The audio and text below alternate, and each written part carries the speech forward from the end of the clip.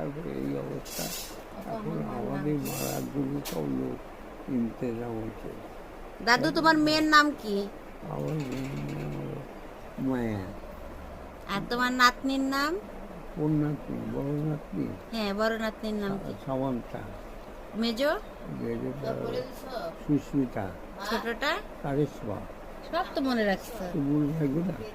এমন সময় ভগবান এসে আমার থেকে একটু সত্য একটারে প্রভু মানতে কি কোথায়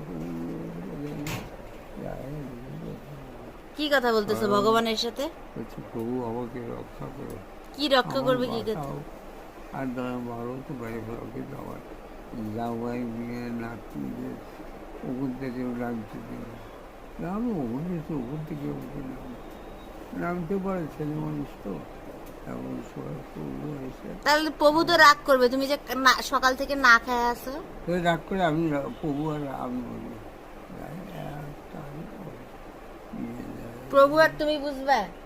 হুম আচ্ছা। শর্ট